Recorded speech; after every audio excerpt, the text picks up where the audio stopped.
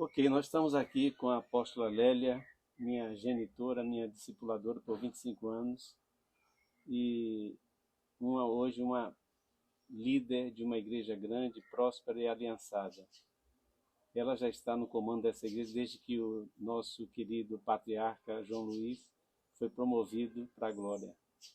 Como é que a senhora está sentindo, dona Lélia? Como, como aposta, como líder, eu estou bem. Agora, sem ele é que eu não estou bem. Ninguém está bem sem ele, né? Mas o que a senhora tem a dizer para sua descendência em geral? Olha, a minha descendência em geral, inclusive o que está no lugar do João Luiz como pastor, como bispo, como líder, vai muito bem, graças a Deus. Eu estou muito feliz com a liderança dele. E o que eu digo para todos aqueles que já passaram por mim é que sejam fiéis a Deus e que continuem realizando a obra de Deus, sabendo que o nosso trabalho não é vão no Senhor. Porque tudo que nós fazemos para Deus tem recompensa, porque tudo que nós semeamos, nós colhemos. Eu estou agora colhendo muita coisa que eu não sei nem se eu plantei, porque realmente eu vivo muito bem servida aqui onde eu estou, na minha igreja. Os discípulos me servem muito bem. Uma discípula mora comigo, com seu esposo e os filhos, que cuidam de mim muito bem. E o que eu digo para a minha geração é que sejam fiéis a Deus e façam aquilo que Deus tem mandado fazer, porque vale a pena viver para Deus e servir a Deus. É como dizia Ludmilla, vale a pena ser profeta, vale a pena ser pastor, vale a pena ser discípulo, amigo de Deus, adorador. Mas eu quero que a senhora fale agora para a sua descendência consanguínea, aqueles em particular que descendem da sua veia. Olhe, eu orava pela minha descendência, eu não sabia nem se eu ia ter filho, mas eu orava, não sabia nem se ia casar, eu orava. Se algum dia eu me casar e tiver filho, eu quero que eles sejam crentes, comprometidos com Deus, que vivam para Deus. E eu tomava posse de todas as promessas, tomo posse até hoje. Escrevo nas minhas Bíblias, eu tomo posse, escrevo às vezes até o nome.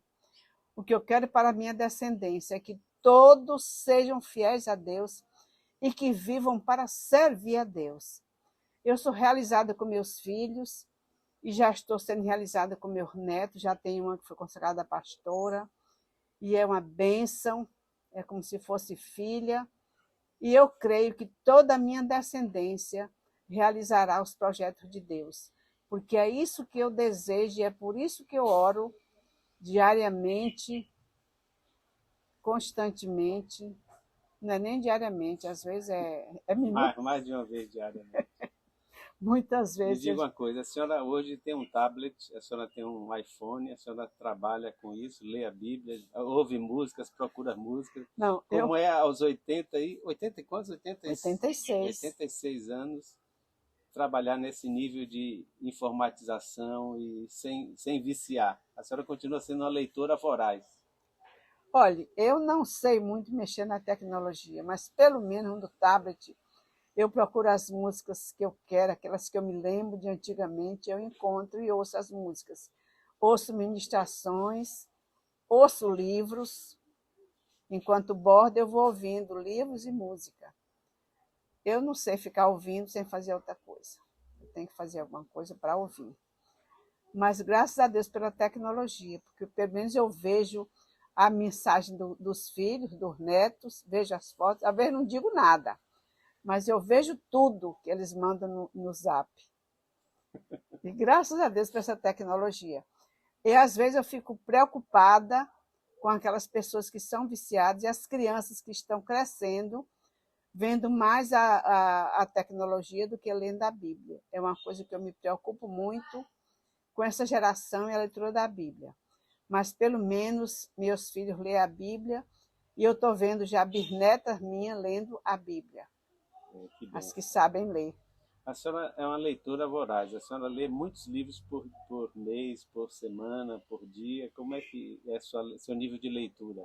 Olha, eu leio muito a Bíblia, de manhã eu leio muito, eu não sei ler um capítulo, dois, três, eu leio muitos capítulos. E livro, eu leio muitos livros. Agora, na pandemia, eu não tinha livro novo para ler, mas eu ficava lendo os livros da minha. Eu tenho uma biblioteca muito grande no meu gabinete, e quando eu não tenho um livro novo para ler, eu leio os velhos. Mas eu não fico sem ler. Ele... Quem são seus autores preferidos? Olha, tem muitos. Tem João Bevi, tem. Às vezes eu não me lembro, mas tem um bocado de autor aí que eu gosto de ler. É difícil me lembrar de nome, Ok. mas tem uns autores prediletos. Eu compro livro pelos autores. Uhum. E o que, é que a senhora recomenda para essa nova geração aí de criação de filhos? Como é que se cria filho? Porque Ai, a senhora criou bem os filhos, né? é. Principalmente esse que vos fala.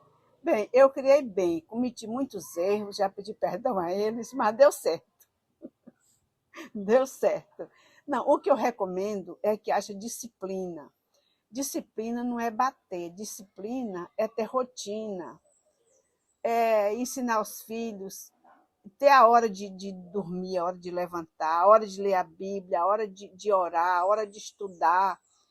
E porque às vezes eu vejo muita indisciplina, ensinar os filhos a se comportar na igreja,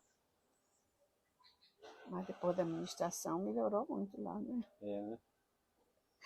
Que ministração.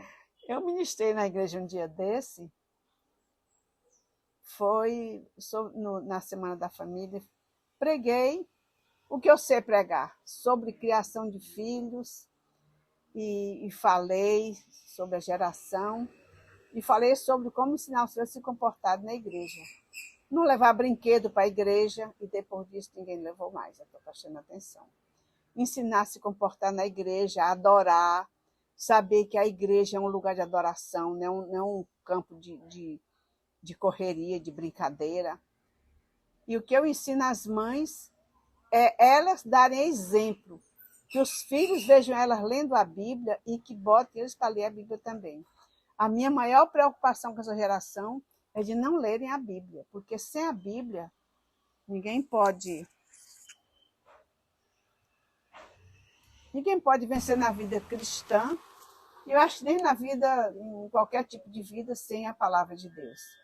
Que é a palavra de Deus que nos dá força, que nos ensina, que nos anima.